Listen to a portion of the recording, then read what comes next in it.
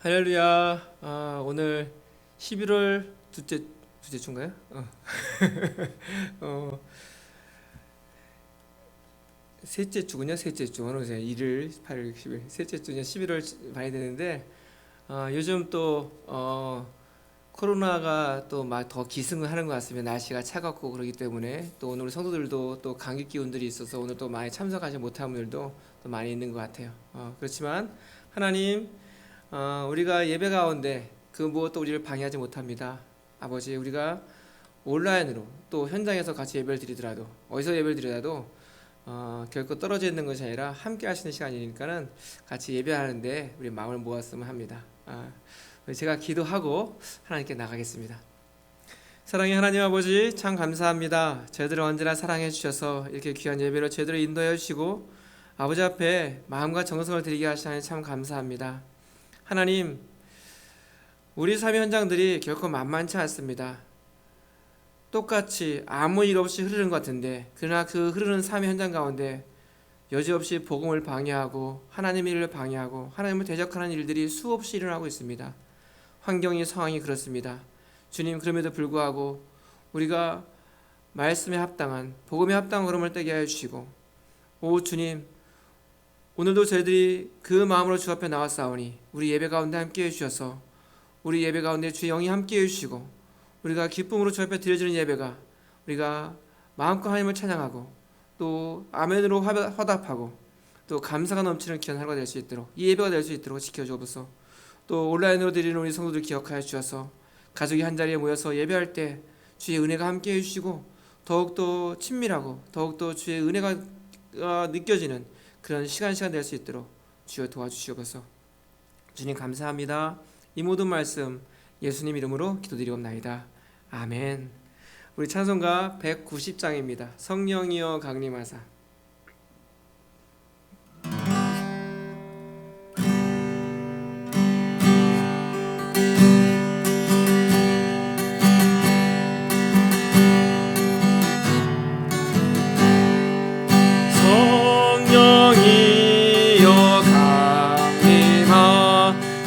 나를 감화하시고 애통하며 내게 할 맘 충만하게 하소서. 예수여 비오니 나의 기도 들으사 애통하며 내게 한맘 충만하게 하소서. 성령이여 강림하사 그 징권능 주소서. 원하옵고 나오니 충만하게 하소서. 예수여 비오니 나의 기도 들으사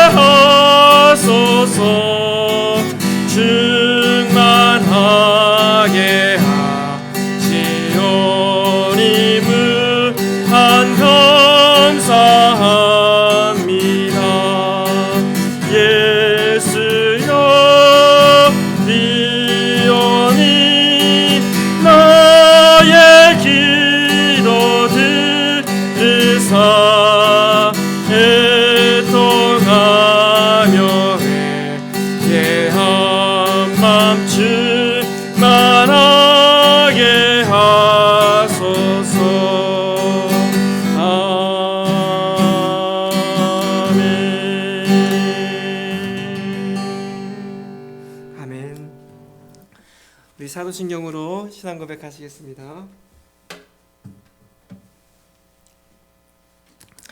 전능하사 천지를 만드신 하나님 아버지를 내가 믿사오며 그 외아들 우리 주 예수 그리스도를 믿사오니 이는 성령으로 잉태하사 동정녀 마리아에게 나시고 본디오 빌라도에게 고난을 받으사 십자가에 못 박혀 죽으시고 장사한 지 사흘 만에 죽은 자 가운데서 다시 살아나시며 하늘에 오르사 전능하신 하나님 우편에 앉아 계시다가 저희로서 산자와 죽은 자를 심판하러 오시리라. 성령을 믿사오며 거룩한 공회와 성도가 서로 교통하는 것과 죄를 사하여 주시는 것과 몸이 다해 사는 것과 영원히 사는 것을 믿사옵나이다. 아멘. 우리 집사님 반주 좀 해주시죠. 찬송가 185장. 우리 그 반주자 쌍둥이가 감기 기운이 있다고 아침 연락이 와서 오늘 쉬는 게 낫다고 해서 그래도 우리 집사님 있어 가면 할렐루야. 185장입니다.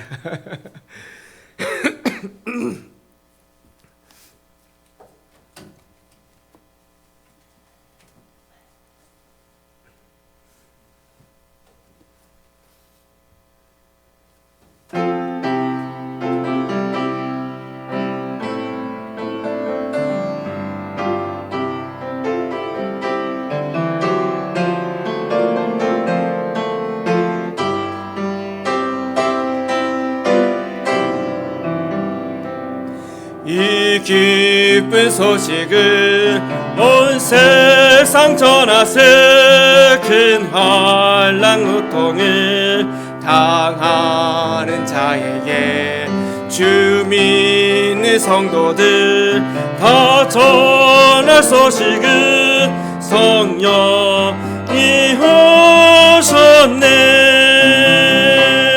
성령이 오셨네. 성령이 오셨네.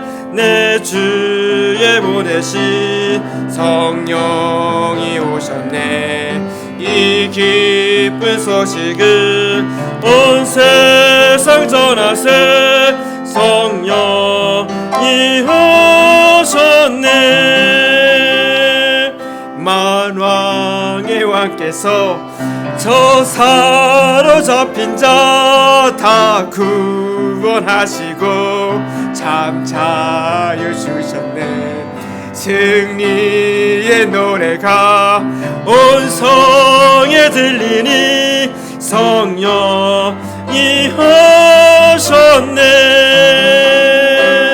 성령이 오셨네. 성령이 오셨네. 내 주에 보내신 성령이 오셨네.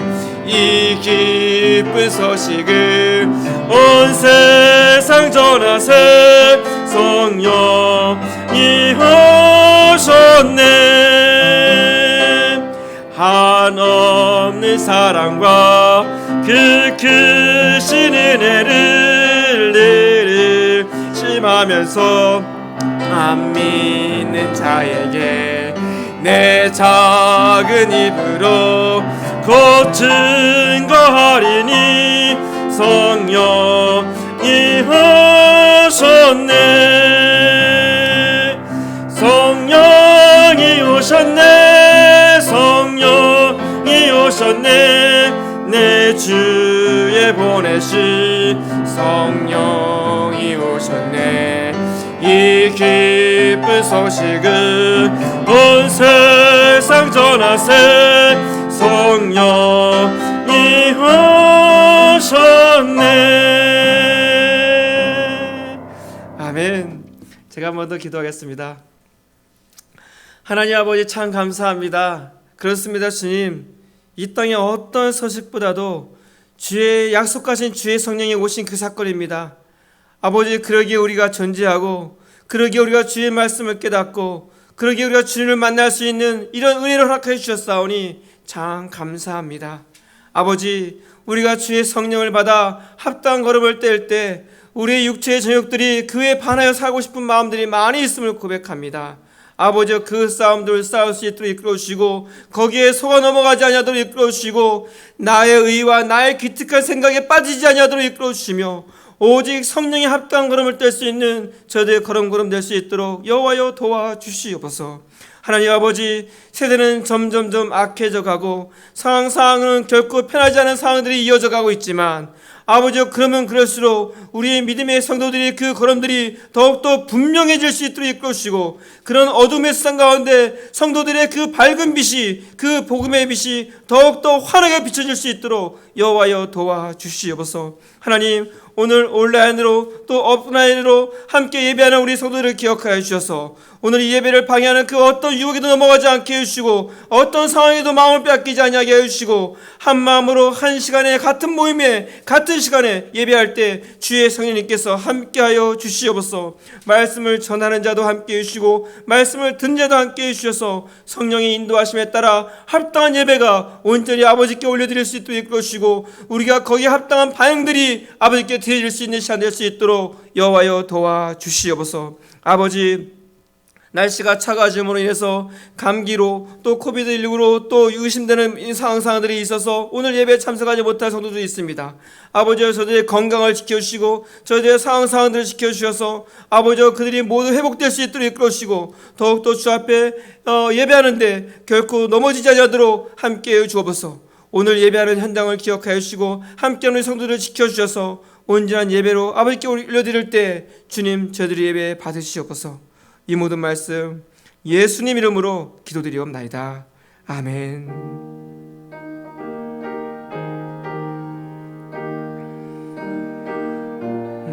주님 감사합니다.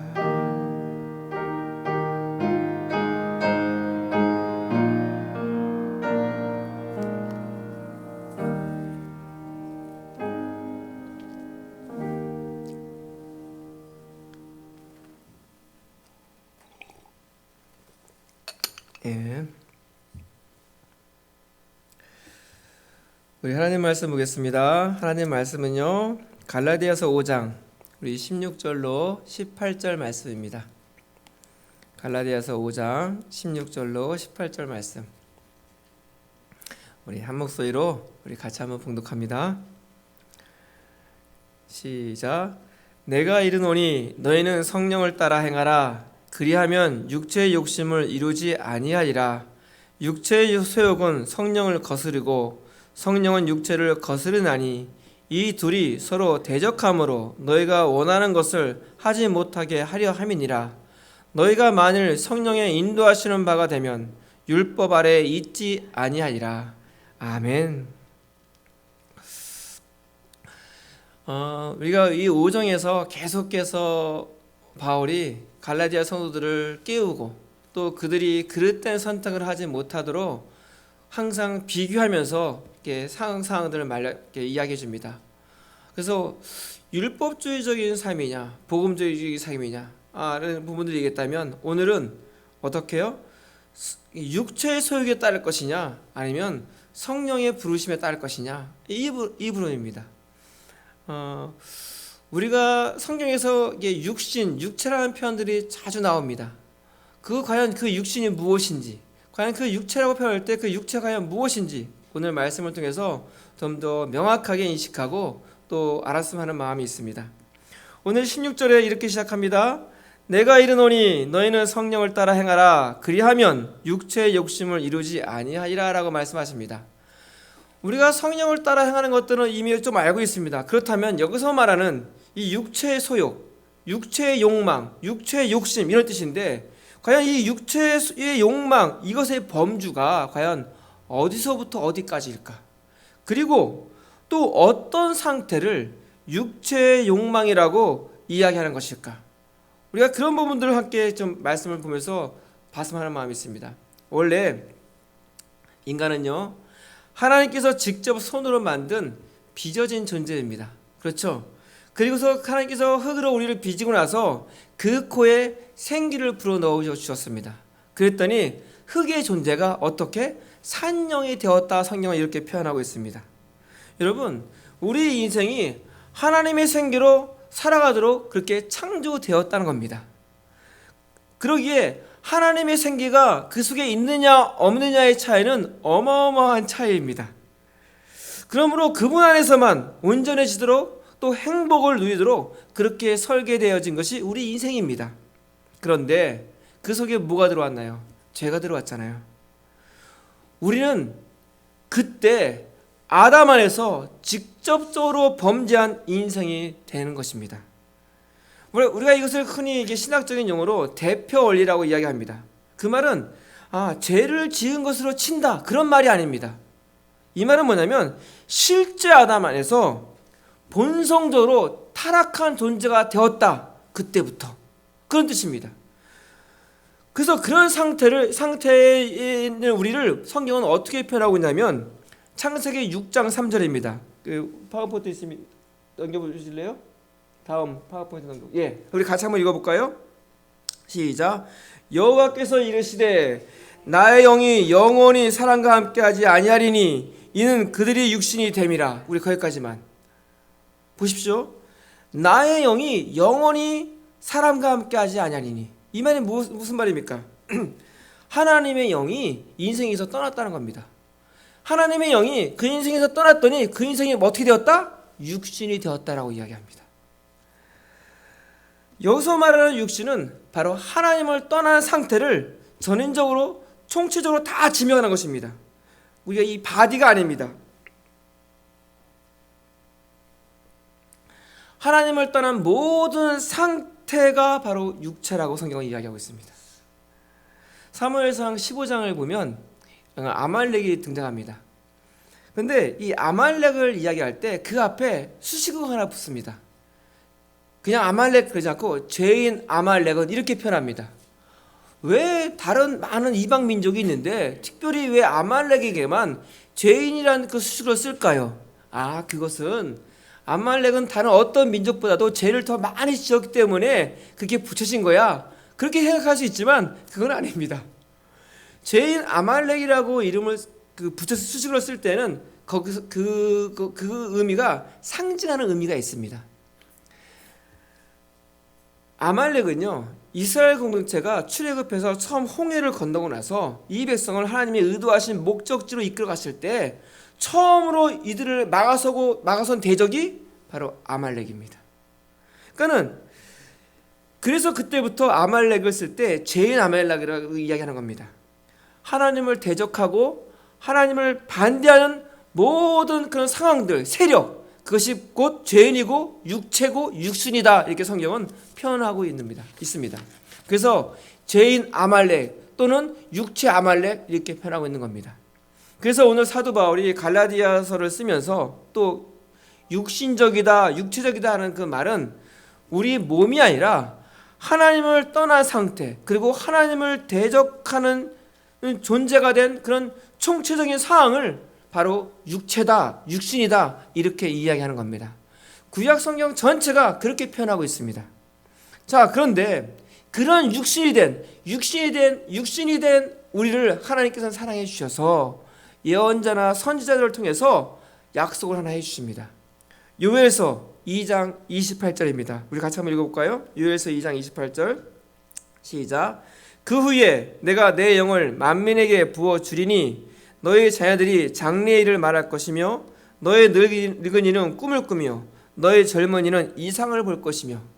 여러분 보십시오. 그 후에 내가 내 영을 만민에게, 내 영은 뭔가 성령을 그게 부어준답니다. 만민에게. 여러분 성경을 보면 그 만민에게 거기에 그 풋노트 1번이라고 써 있을 겁니다. 그래서 성경을 밑에를 여러분 보면 그 1번을 이렇게 해석하고 있습니다. 만민에게가 어떤 뜻이냐? 모든 육체에게, 이렇게 표현하고 있습니다. 그러니까는 이걸 다시 읽어드리면 그 후에 내 영을 모든 육체에게 부어준다, 이렇게 표현하고 있는 겁니다. 여러분 요엘 선지자가 매우 중요한 예언을 한 겁니다. 왜 모든 육체에게 하나님의 영을 부어줬을까요? 그 이유는 딱 하나입니다. 우리가 육신이 되었기 때문에, 우리가 죽었기 때문에, 그래서 그 영이 부어짐으로 살리기 위해서. 이것이 약속이고 예언입니다. 자, 이것이 육신을 표현하는 것입니다. 자, 그러면서 신약으로 넘어오면서 예수님이 이제 성령에 대해서 이야기합니다. 요한복음 14장 26절 한번 같이 볼까요? 요한복음 14장 26절 같이 읽죠. 시작. 보혜사 곧 아버지께서 내 이름으로 보내실 성령 그가 너희에게 모든 것을 가르치고 내가 너희에게 말한 모든 것을 생각나게 하리라. 아멘. 예수님도 성령이 오실 것을 예언하고 있습니다. 그렇죠? 내가 가면 성령님이 오실 것이다. 근데 이 세대주의자들의 해석처럼 구약은 하나님 시대, 신약은 예수님 시대, 지금 현재는 성령 시대. 어떻습니까? 이런 관점이 여러분 동의가 됩니까? 그렇지 않죠. 어떻게 구약은 하나님만 계셨고 신약은 예수님만 계셨고 지금은 성령님만 계실 수 있습니까? 성삼위 하나님은 한 분이십니다. 그분은 창조 때부터 현재까지 지금까지 항상 함께 하시는 분입니다. 그러기에 세대주의자들처럼 그렇게 이렇게 세대를 구분하는 것은 큰 잘못입니다. 자, 그러면서 이제 놀랍게도 성령님이 오셔서 그가 하시는 일이 뭡니까? 예수님을 가르치고 또 그를 생각나게 하신다. 그를 찬양하는 겁니다. 그러니까 성령님의 스타일이 있습니다. 성령님의 스타일은 굉장히 겸손하다는 겁니다. 여러분들 각자의 스타일이 있죠. 저도 저 나름대로의 그런 찌질한 스타일이 있습니다. 다 있습니다. 성령님도 성령님 스타일이 있습니다. 그것을 한마디로 말하면 겸손입니다. 왜냐하면 그분이 오셔서 자기를 드러내지 않으셨습니다. 그분은 오직 자기를 소개하거나 자기를 나타내지 않고 이 땅에 오신 목적이 철저하게 예수 그리스도를 증거하시고 그분을 소개하시고 그분을 드러내시는 것이 성령님의 일이었습니다. 제가 한번 다른 성경을 읽어보면 거기 어떤 편이 있냐면 진리의 성령이 오시면 그가 너희를 모든 진리 가운데로 인도하신다고 말합니다. 그러니까 성령님이 오셔서 주로 하시는 역할이 뭐냐면 이 진리의 말씀을 깨닫게 하신다는 겁니다. 그래서 우리의 무지를 열어서 말씀을 믿게 하는 역할을 누가 하신다? 성령님께서 하신답니다. 진리의 영이 오셔서 너희를 모든 진리 가운데 인도하신다. 그래서 우리가 말씀을 읽을 때나 또 설교를 들을 때 말씀이 좀 잘 안 들어오는 분이 있다고 얘기해요. 여러분 그것은 내가 지금 나이가 많아서 내가 또 지금은 지금 내가 지적 능력이 떨어져서 그렇지 않다는 겁니다. 저 시골 초등교육도 제대로 받지 못한 촌노가 성령님의 지혜가 있으면 학위를 10개를 가지고 있는 사람보다 말씀을 더 잘 깨닫습니다. 그 말은 뭐냐면 이것은 IQ 문제, EQ 문제 그런 문제가 아니라는 겁니다. 성령님이 그 지혜를 열어주어야 한다는 겁니다. 그래서 우리가 말씀을 볼 때나 예배 드리기 전에 해야 될 것이 있습니다. 그게 뭐냐면 기도해야 하는 겁니다. 성령님, 이 시간 내 마음속에 내주해 주셔서 내 마음속에 오셔서 모든 잡념으로부터 저를 막아주시고 오직 성경에만 집중할 수 있도록 해주옵소서. 이런 기도해야 합니다. 이것이 가장 우선적인 자기 영혼을 위해서 또 우리 공동체를 위한 기도 제목이어야 합니다. 자, 이렇게 해서 성령님이 오십니다. 그런데 성령님이 오시는데 조건이 있습니다. 예수님께서 말씀하십니다. 내가 가야 온다. 그렇죠? 내가 가야 온다고 예수께서 말씀하십니다. 내가 아버지께로 가면 성령님이 오신다. 그리고 그 말씀하시고 예수님께서 어떻게 하십니까? 예수님께서 십자가를 지시고 십자가에서 죽으시고 또 부활하시고 그랬더니 이 과정 속에서 그 예수님을 따랐던 사람들이 막 흩어지고 그러면서 제 아들마저도 두렵고 무서워서 붙잡힐까봐 한 집에 모여서 은둔해 있고 이런 상황이었습니다. 그런 상황에 있는 그들에게 부활하신 예수님께서 제자 공동체를 방문합니다. 그리고 그들에게 말씀하십니다. 두려워하지 말라 나다라고 말씀하시면서 너에게 평강이 있을지어다라고 말합니다. 그리고 나서 요한복음 20장 22절에 이렇게 말씀하십니다. 이 말씀을 하시고 그들을 향하사 숨을 내쉬며 이르시되 성령을 받으라 이렇게 말씀하십니다. 여러분 성경을 읽다 보면 하나님이 숨을 쉬는 장면이 두 장면이 나옵니다. 첫 번째 장면은 창세기에서 사람을 흙으로 만들고 나서 그 코에 생기를 불어넣으실 때, 그때 그 흙인 존재가 그 생기가 그에게 들어갔을 때 산령이 되는, 그때 숨을 한번 불어넣으시고, 또 한 번은 이번문입니다. 20장 22절, 그를 향하사 숨을 내쉬며. 그러면 이 두 번째 숨은 어떤 숨일까요? 이것은 재창조의 역사입니다. 이렇게 하신 이유가 하나님이신 예수님이 절대 절망 속에 있던 인생을 새롭게 만드시는 재창조의 작업의 현장이 바로 오늘 이 현장입니다. 그들에게 숨을 내쉬며 뭐라고 말씀하십니다. 여러분, 기독교는요, 인간을 개선시키거나 또 증진시켜서 고치는 종교가 아닙니다. 우리는 고쳐도 안 돼요. 그래서 십자가에서 우리를 같이 묶어 죽여서 새로 살리시는 역사를 하시는 것입니다.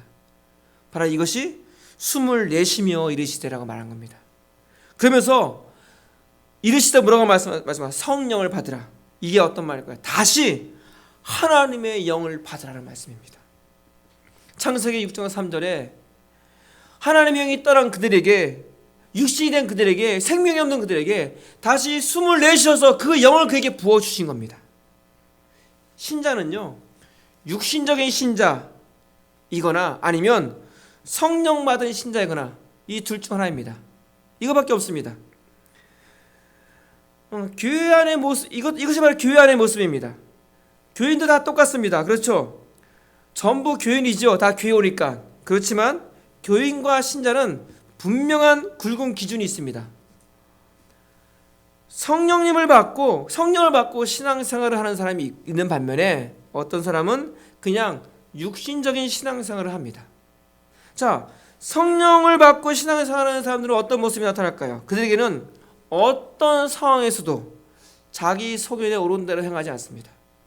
어떤 상황 가운데서도 말씀이 가리키는 그 방향을 향해서, 말씀이 지시하는 그 삶을 향해서 나아갑니다. 그러나 육신적인 신앙생활을 하는 사람도 어떻습니까? 어떤 상황 속에도 제 소견에 오른 대로 행합니다. 그들은요, 결코 그러면서도 이것이 옳은지 틀린지 묻지도 않습니다. 그리고 듣지도 않습니다. 자, 이와 같은 약속하신 성령님께서 오셨는데, 우리가 잘 아는 사도행전 1장 8절, 오직 성령이 너에게 임하시면 너희가 권능을 받고 예루살렘과 온 유대와 사마리아와 땅 끝까지 이르러 내 증인이 되리라. 여러분 보십시오. 성령님이 임하면 증인이 되리라고 말씀하십니다. 그러니까 성령님이 우리 가운데 오시면 이 역할밖에 하지 않습니다. 그러니까 성령님은 굉장히 겸손하신 분이십니다. 그분 성품도 그렇고 그분이 하시는 사역이 다 그렇습니다. 그래서 성령 충만하고 성령의 능력을 받은 사람의 기본적인 스타일이 뭐다? 자기를 감출 줄 알고 겸손하게 되는 겁니다. 이게 성령 충만한 사람들의 기본적인 모습입니다. 그런데 이상하게 오늘날 이 교회는 이 성령님을 잘못 소개해서 성령 충만한 사람을 만나면 여러분 어떻습니까? 이런 표현을 써도 되나? 무서워요. 목소리도 이상한 목소리를 내고 막 눈빛도 막 이상해지고. 여러분 오해하지 마십시오. 이것은 성령 충만이 아니라 자기 충만입니다. 성령 충만하면, 성령이 내주시면 성령의 성품이 그대로 나타납니다. 그 성품이 뭡니까? 겸손입니다. 자기를 드러내지 않습니다. 자, 이렇게 해서 성령님이 오실 것이 약속되었습니다. 이렇게 해서 오신 성령님이 사도행전 1장 16절에 이렇게 말씀합니다. 형제들아, 성령이 다윗의 입을 통하여 예수 잡는 자들의 길잡이가 된 유다를 가리켜 미리 말씀하신 성경이 응하였으니 마땅하도다. 이게 어떤 의미냐면요, 놀랍게도 성령님도 자유로운 하나님이시지만 성경을 따라 역사하십니다. 그렇죠? 이것은요, 예수님도 예외가 없습니다. 예수님도 이 땅에 오신 삶 자체가 성경을 응하게 하심이라고 말씀하십니다. 그가 죽고 사는 모든 것 전부가 바로 그분 생애의 전부가 이 중요한 원리가 무엇이냐면 이것이 성령들 하는 것이 그의 원칙이었습니다. 바로 성령님도 그랬다는 겁니다. 제가 바로 이게 성령님의 스타일이 바로 그런 겁니다. 그러니까는 성령님은 철저하게 자기를 드러내는 분이 아니라 성령님은 철저하게 예수 그리스도가 드러나게 하시는 분이고, 성령님은 철저하게 그리스도의 증인이 되는 삶을 살게 하는 것이 성령님의 모습이고 성령 충만한 사람들의 두드러진 특징입니다.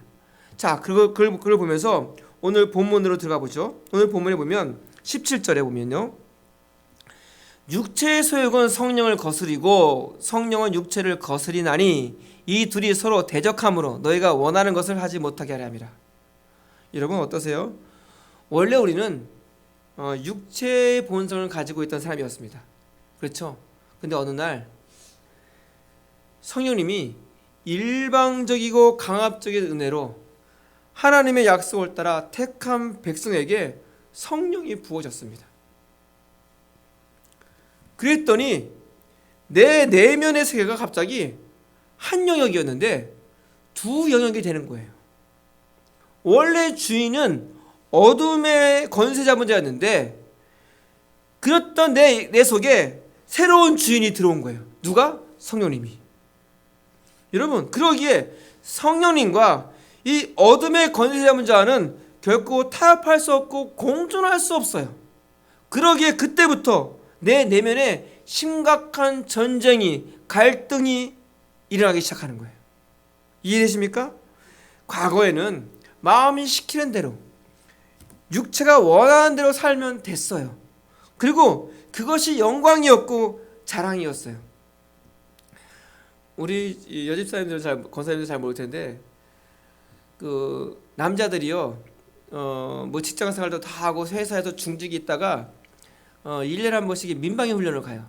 민방위 훈련을 가면, 예비군 가면, 그때는 예비군 훈련 가거든요. 몇 년 차까지. 그러면 다 군복을 입고 하면요, 뭐 사회에서 뭐 교사였고 뭐 직장인의 뭐 상사였고 했다가도 거기 오면 똑같이 군인이 돼요. 그 다음부터 거기서 만나서 모여서 무슨 얘기하면 자기의 제외된 것을 자랑해요. 그게 이 군인들이 이게. 그러면서 그것을 아주 자랑하고 그렇게 하는 것을 막 사람들이 다 부러워하고 막 박수쳐 막 이러고 있어요. 죄인이 것을 막 진 거예요. 여러분, 마찬가지예요. 이렇게 사는데 우리가 과거에는 아무런 갈등이 없었어요. 그런데 어느 날 우리 안에 새 주인이 들어왔어요. 그때부터 사사건건 간섭을 하기 시작하는 거예요. 이전에는 아무렇지도 않았고 괜찮다 이랬던 것이 내 안에 있는 새 주인이 그건 안 되지 하면서 자꾸 나를 건드리는 거예요. 못하게 하는 거예요. 마음의 가책을 느끼게 만드는 거예요. 이런 마음의 상태를 사도 바울이 로마서에서 소개하고 있어요. 우리 같이 한번 볼까요? 7장, 로마서 7장, 파워포인트 제가 만들었을 겁니다. 로마서 7장 17절부터, 제가 17절 한번 읽어볼게요. 이제는 그것을 행하는 자가 내가 아니요 내 속에 거하는 죄니라. 여러분, 이 바울의 고백입니다. 옛날에는 이 사실을 몰랐어요. 자기가 행하는 것이 죄인지 몰랐는데 새로운 지각이 들어온 거예요. 아, 이게 죄였구나라고 그 깨닫는 거예요. 자, 이제 18절부터 한번 읽어볼까요? 같이 한번 읽죠. 18절부터 계속 시작. 내 속 곧 내 육신에 선한 것이 거하지 아니하는 줄을 아노니 원함은 내게 있으나 선을 행하는 것은 없노라. 내가 원하는 바 선은 행하지 아니하고 도리어 원하지 아니하는 바 악을 행하는도다. 만일 내가 원하지 아니하는 그것을 하면 이를 행하는 자는 내가 아니요 내 속에 거하는 죄니라. 그러므로 내가 한 법을 깨달았노니 곧 선을 행하기 원하는 나에게 악이 함께 있는 것이로다. 내 속사람으로는 하나님의 법을 즐거워하되 내 지체 속에서 다른 한 법이 내 마음의 법과 싸워 내 지체 속에 있는 죄의 법으로 나를 사로잡는 것을 보는도다. 오늘 이 바울이요, 자기 안에 두 영역에 있는 것을 발견한 겁니다. 그러면서 24절 25절 시작. 오호라, 나는 곤고한 사람이로다. 이 사망의 몸에서 누가 나를 건져내랴. 우리 주 예수 그리스도로 말미암아 하나님께 감사하리로다. 그런즉 내 자신이 마음으로는 하나님의 법을, 육신으로는 죄의 법을 섬기노라. 여러분, 우리 안에 이 두 법이 있다는 겁니다. 그래서 갈라디아서를 쓰고 있는 사도 바울이 그 상태를 뭐라고 표현하냐면 갈등이다라고 이렇게 묘사하고 있는 겁니다. 그래서 육체의 소욕을 가지고 있다고 말한 겁니다. 그렇다면 반대로 육체가 그런 소욕을 가지고 있다면 성령님도 그런 소욕을 가지고 있지 않을까요? 라는 겁니다. 그렇죠?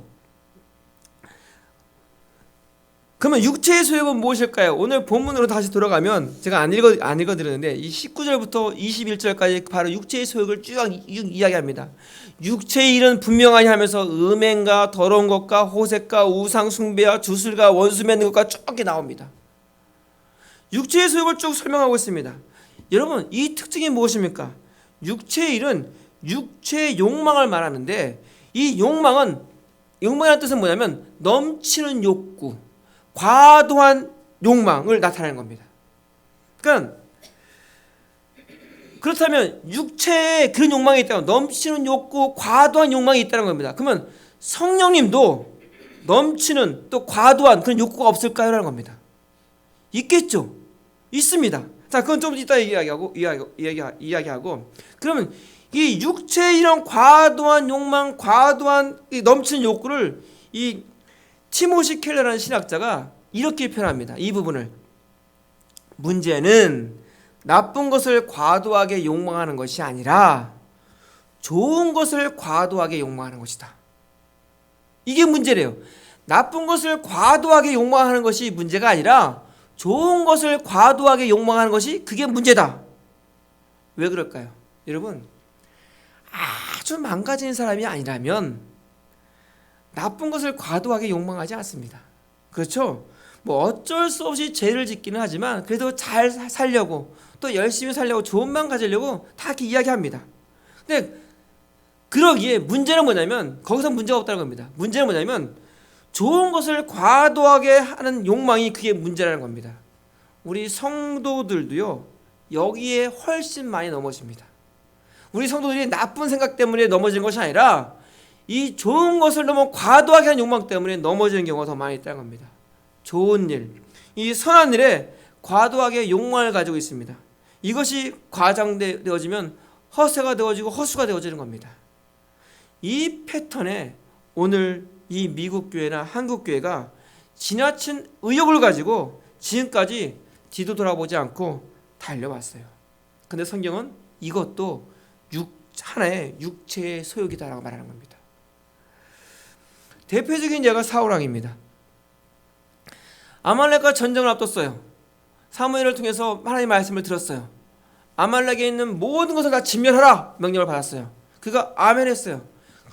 전쟁이 치러졌고 그 전쟁에서 대승을 거두었어요. 그런데 이 사울의 마음속에 과도하게 좋은 생각이 들은 거예요. 기특한 생각이 들어진 거예요. 가축들을 다 죽이지 않고 좋은 가축들을 남겨둔 거예요. 나중에 와봤더니 다 안 죽은 거예요. 그래서 사무엘이 물어요. 이게 뭔 일이냐 했더니 그가 이야기해요. 왜 살려두었냐 하면 하나님께 제사를 드릴 때 쓰려고 남겨두었다. 얼마나 기특한 생각이에요. 너무 좋은 가축들이기 때문에 그 기특한 생각이 그 좋은 과도한 그 생각이 결국은 사울의 문제였다는 겁니다. 왜 그럴까요? 하나님의 의도와 하나님의 정해진 분량을 그가 넘어선 겁니다. 하나님께서 뭐라고 말씀하셨나요? 진멸하라고 말씀하셨어요. 하나도 남기지 마라. 그런데 그의 과도한 좋은 생각이 그 과도한 욕심이 과도한 그 열망이 그것을 넘어가는 거예요. 결국 하나님의 손에서 노인만 되는 거예요. 그래서 사도 바울이 여러분 교회 안에도 보면 항상 이 지나친 의욕 속에 욕망이 생기는데 내가 좀 더 잘해야지, 내가 좀 더 은혜 받았으니까 내가 더 특별해야지. 근데 그러면서 너무 지나치게 막 넘어가는 것을 그게 욕망인 줄을 모른다는 사실입니다. 바울이 자기의 과거를 과거를 비교하면서 이렇게 이야기합니다. 내가 힘써 하나님의 의를 행한다고 했으나 그것이 하나님을 대적하는 것이었다. 이렇게 고백합니다. 그가 힘써 하나님의 의를 행했다. 봤더니 그것이 하나님을 대적하는 것이었다. 이게 과도한 욕망입니다. 지나친 의욕입니다. 이것이 문제라는 겁니다. 우리 그리스도인들이 조심해야 할 육체의 소욕이 바로 그것입니다. 그런데 자기는 하나님의 일이라고 하면서 속아요. 결코 아닙니다. 정말 그것은 하나님이 아닙니다. 여러분 보십시오. 대부분 교회에서 일어나는 어려움들이 어디서 벌어지나요? 교회를 전면적으로 대적하고 반대해서 벌어지는 경우는 거의 없어요. 대부분이 하나님이 정하신 그 분량을 과도하게 시도하다가 그것이 우상숭배로 빠지는 거예요. 그것이 바로 육체라는 거예요. 이것이. 자, 그러면 성령의 소용은 무엇일까? 성경이 명확하게 이야기하고 있어요. 아까 우리가 사도행전 1장 8절에서 얘기했지만 요한복음 15장 26절 한번 띄워주실래요? 요한복음 15장 26절 같이 한번 읽죠. 시작. 내가 아버지께로부터 너에게 보낼 보혜사 곧 아버지께로부터 나오시는 진리의 성령이 오실 때에 그가 나를 증언하실 것이요. 여러분, 성령님은 오셔서 어떻게 해요? 오직 그리스도만을 증거하십니다. 교회는요, 이 분량을 넘어가서는 안 됩니다. 교회에서 무엇이 나타나야 합니까? 그 어떤 것도 아닙니다. 오직 그리스도만 증거되어지고 그리스도만 나타나야 합니다.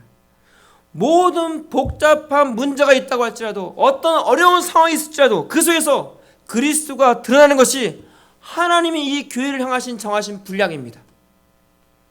그 복잡한 일 속에, 그 복잡한 상황 속에 내가 거기에 같이 개입하면서 내 생각을 앞세우고 나의 옳음을 이야기하고 그러면서 나의 감정이 막 움직이고 그러면 어떻게 될까요? 멈춰야 합니다. 그리스도가 드러나지 않는다면 스톱해야 합니다. 이것을 넘어서는 것은 모든 육체의 일이 되고 마는 것입니다. 우리가 그것을요, 믿음으로 신앙의 이름을 붙여서 또 선교라는 이름을 붙여서 그런 일을 할지라도 그것이 어떻게 해요? 육체의 일이 될 수 있는 그런 요소들이 있다는 그 사실을 우리가 조심해야 합니다. 그래서 에베소서 5장 18절에 술 취하지 말라. 이는 방탕한 것이니 오직 성령 충만을 받더라 이렇게 말씀하십니다. 그러면 이 충만한 것은 분량일까요? 성령을 이만큼 받으면 안 되고 이만큼 받아야 돼. 이건 분량이 아니라 이 말은 그겁니다. 오직 성령님에게만 지배당하라 이런 뜻입니다. 이해되십니까? 성령 충만한 사람은 어떻게 해요? 오직 성령님께만 지배당한 사람이 성령 충만한 사람입니다. 그래서 그 모든 일의 끝에 무엇이 나타납니까? 오직 주님만에 드러날 때 그 분량이 넘어가지 않는 겁니다. 이것이 성령 충만입니다. 그래서 성령 충만한 삶은 그 삶에 나타나는 현상이 무엇이다? 오직 예수입니다. 어떤 것도 없습니다. 오직 예수입니다. 내 삶이 어떻든 간에 내 모습이 어떻든 간에 나타나는 모습이 무엇이다? 오직 예수다라는 겁니다. 이것이 성령 충만의 증거입니다. 이것을 놓치고 열심히 맹목적으로 달려갈 때 우리는 우상 숭배에 빠지게 됩니다. 대표적인 예가 구약에서 송아지를 만들잖아요. 그들이 금송아지를 만들 때 우상을 섬기려고 만들었어요? 안 그랬어요. 우상을 섬기려고 만든 것이 아니라 이것이 우리를 애굽에서 인도해낸 신이다 이렇게 얘기했습니다. 하나님의 형상을 하나님의 형상으로 만든다는 것이 금송아지를 만든 겁니다. 여러분, 본질을 놓쳐버리면 그렇게 가는 겁니다. 십자가도 마찬가지입니다. 십자가의 본질을 놓쳐버리면 십자가도 우상으로 만들 수 있다는 겁니다. 여러분 기억하십시오. 오늘 말씀을 들으시면서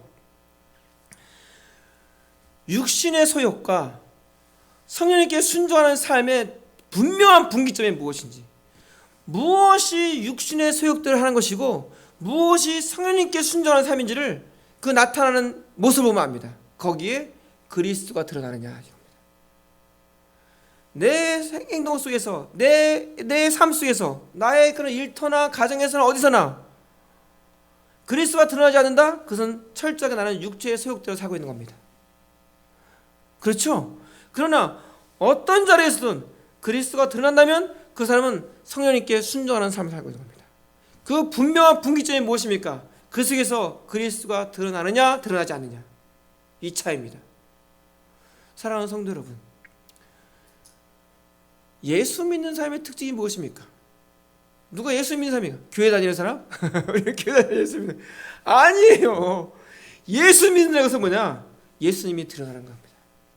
그게 예수 믿는 사람입니다. 이것을 놓치는 순간 육체의 소욕에 끌려서 상황에 따라 내 소견에 오른 대로 행동합니다. 그것은 결코 옳지 않습니다. 그러기에 여러분의 인생의 끝에서 또 우리 교회가 주님 오실 그때까지 단장한 신부로서 우리는 신랑의 모습만 드러내야 할 것입니다. 거기까지입니다. 더도 아닙니다. 덜도 아닙니다.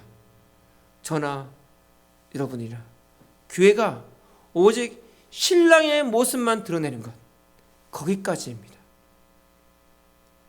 이것이 항상 우리 마음의 중심이 되고 출발점이 되고 마감이 될 수 있기를 예수님의 이름으로 축원합니다. 우리 기도하겠습니다. 사랑의 하나님 아버지, 참 감사합니다. 그렇습니다. 주님, 나의 열심이 옳은 줄 알았습니다. 나의 의욕이 옳은 줄 알았습니다. 나의 생각이 옳은 줄 알았습니다. 그리고 지나치게 그것에 부딪히면 그들을 정죄하고 화를 냈습니다. 오 주여, 그 모습 속에서 그 어떤 모습도 그리스도의 모습이 드러나지 않았음에도 불구하고 그랬습니다. 주님 용서하여 주시옵소서. 우리의 걸음들이 그 길을 반복하여 그 길을 계속하여 가지 아니하도록 이끌어 주시고, 오늘 말씀을 받습니다. 아버지여, 육체의 소욕에 육체의 욕망을 따라가는 인생이 아니라 성령의 소욕에 성령님께 순종하는 그런 걸음을 살게 하여 주시고, 오직 성령 충만하여 그리스도가 드러나고 그리스도를 증거하는 그런 인생이 될 수 있도록 이끌어 주시옵소서. 아버지여, 우리의 어떤 상황이든 어떤 형편이든 우리가 어느 자리에 있든 오직 예수입니다. 거기까지입니다. 우리가 이 땅에 존재하는 이유, 이 지단이 이 땅에 존재하는 이유는 단장한 신부로 오실 신랑을 드러내고 거기까지 이 사역을 하기 위해서 있습니다. 주님, 이 지단이 우리 성도가 그 마음에 항상 그 마음의 그 중심이 또 그 출발점이 그것이 우리의 마음이 될 수 있도록 여호와여 도와주시옵소서. 주님 감사합니다. 이 모든 말씀 예수님 이름으로 기도드리옵나이다. 아멘. 우리 찬송가 357장입니다. 이 찬송하시면서 하나님께 예물 드리겠습니다. 이나 집사님 예물해 주시죠. 주 믿는 사람 일어나 다 힘을 합하여 이 세상 모든 마귀를 다쳐서 멸하세. 저 앞에 오는 적군을 다 싸워 이겨라. 주 예수 믿는 힘으로 온 세상 이기네. 믿음이 이기네. 믿음이 이기네. 주 예수를 믿음이 온 세상 이기네. 온 인류 마귀 계율로 큰 죄에 빠지니 진리로 띠를 띠고서 늘 기도드리세. 참 믿고 의지하면서 겁없이 나갈 때 주 예수 믿는 힘으로 온 세상 이기네. 아멘. 믿음이 이기네. 믿음이 이기네. 주 예수를 믿음이 온 세상 이기네. 끝까지 이긴 자에게 흰 옷을 입히고 또 영생 복을 주시니 참 기쁜 일일세. 이 어두운 세상 지나서 저 천성 가도록 주 예수 믿는 힘으로 온 세상 이기네. 믿음이 이기네. 믿음이 이기네. 주 예수를 믿음이 온 세상 이기네. 하나님 아버지 참 감사합니다. 저희들을 사랑하여 주셔서 아버지여 예배자로 합당한 예배를 준비케 하시고 주 앞에 감사함으로 또 예배의 현금으로 드리게 하시 하나님 참 감사합니다. 아버지 하나님, 이 귀한 예물들이 우리의 제단에 드려질 때 비록 적은 예물이지만 이것이 저의 손을 떠나 아버지의 손에 드려졌을 때 오병이어의 역사가 일어날 수 있을 것이고 주의 제단이 그 재물이 없어 아버지가 빈약해지지 않게 해주시고 우리 성도들의 손을 더욱더 부하게 해주고 큰손 되게 해주셔서 그 재물이 모아질 때 하나님의 영이 그리스도의 복음이 흘러가는 귀한 전투기지가 될 수 있도록 여호와여 또한 인도하여 주시옵소서.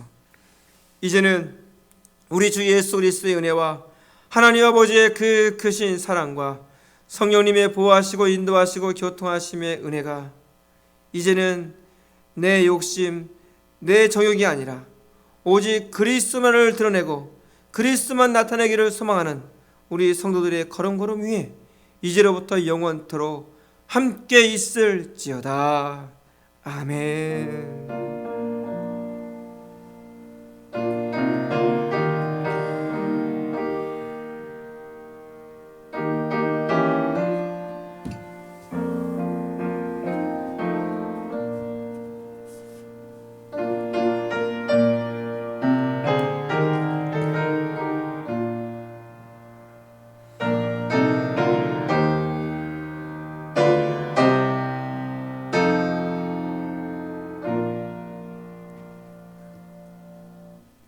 할렐루야, 감사합니다.